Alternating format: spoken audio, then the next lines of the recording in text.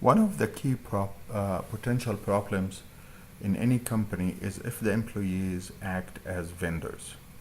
So how do we figure out which employee is acting as a vendor? Especially when we look at the data structure, we find that the employee may have their own employee number, first name, last name, and so on, while the vendor has a vendor number and a company name.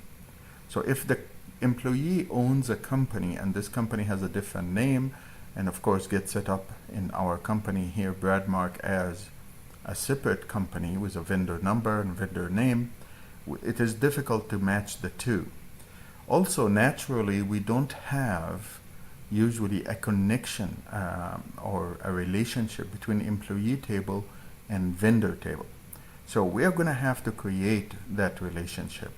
And once we figure it out, we will figure out the employees, their vendor number, the company name, and then we will use that to examine the purchase order to see how much we purchased from them. Did we receive all these products? Did we pay? And how much did we pay so far in terms of the check register? So if we go to ACL version 9, the first thing we're going to do is going to look at the vendor table here, and we're going to do edit table layout, and we're going to look at the data type of the street address. Because when we looked at it here, the only thing in common possibly is the employee street address and the vendor street address. Maybe the company set up at home of the employee. So if we do that, we look here, we find it's type C or character, and the length of the field is 40 characters.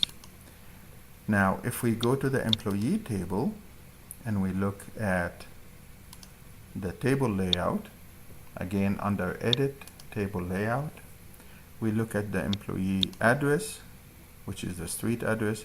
Again, it's character and 40 characters in length. So that these two match, so we can create a relationship between them based on a street address. Difficult to do it on city or state because it may not, the company may not be in the same city or the same state. So we join the two tables. The first one here is the employee. We're going to look for the employee address, and we're going to select all the fields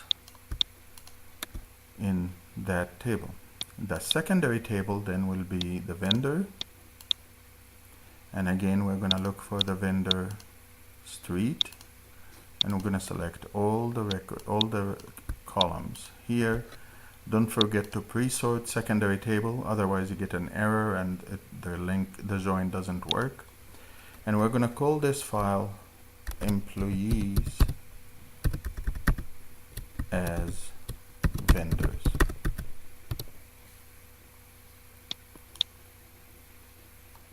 If you get a message that you're replacing an existing file, that's fine, just click OK. So now we have two records, two employees.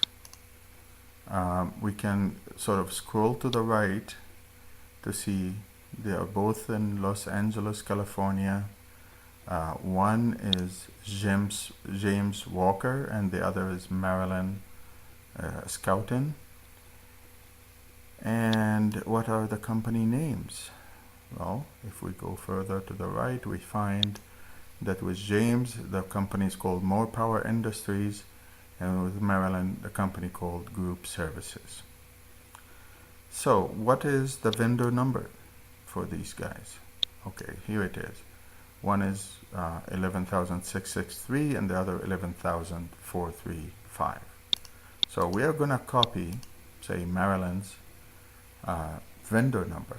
Now we are going to go follow, like we said we're going to do here, the different tables to see if we can manage that, can figure out what kind of relationship we did with her.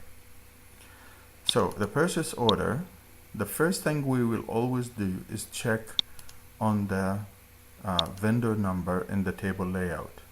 So the vendor number here is a character 8 in length.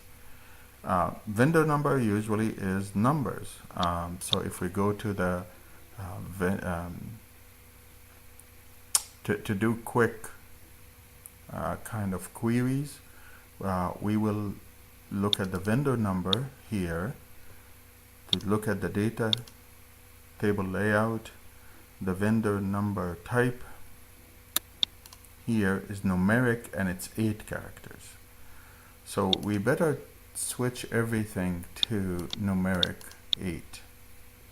Now, if we find the number is the number of characters, like here for example, the table of layout, the vendor number is character 8, so that's easy. We just use it as is. We just switch to numeric, press check, and now we have a numeric. We do analysis on the purchase orders, totals. We're going to total the cost. We're going to press the control button on the keyboard. We do total on the extended cost and on the quantity. But we are interested only in one vendor. So we're going to do the if to filter the information. Vendor number must equal, and then we paste Maryland's number. And we press OK. And we look at it and we see that we have these are the totals, so we cannot really tell, but if we click on the hyperlink here, it will show us that we have 5 transactions, and it will show us the quantity, the cost, extended cost for each transaction, and they're all for that vendor number. Product number, if we link that to the inventory, we can get a product description, for example.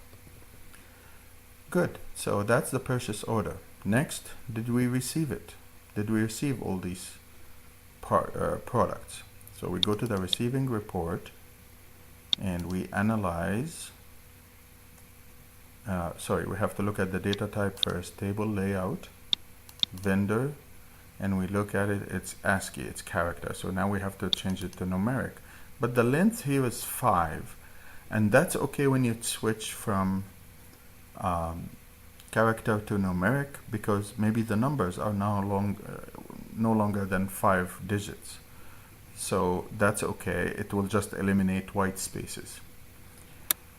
So don't change it ever to 8.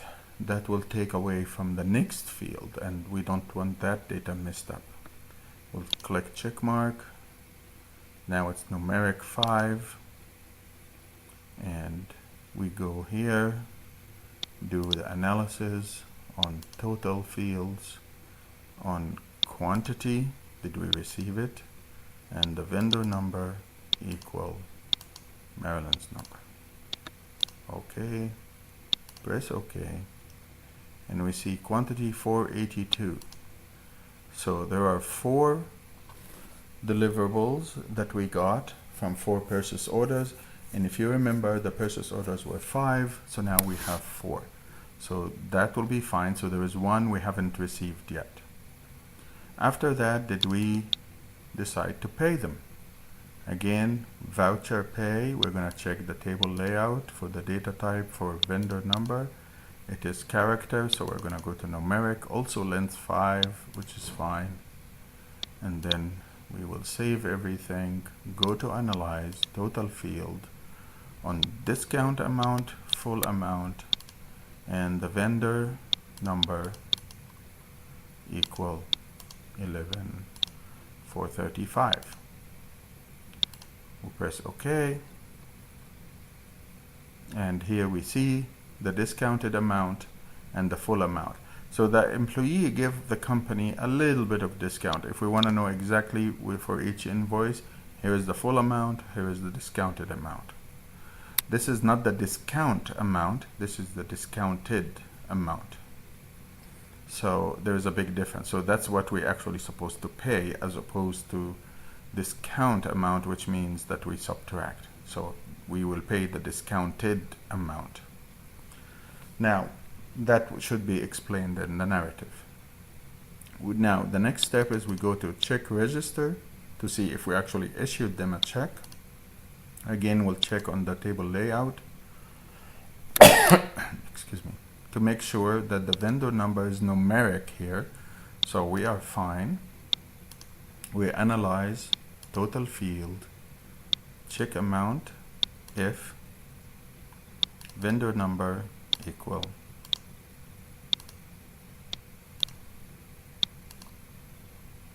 and it looks like we paid them the discounted amount.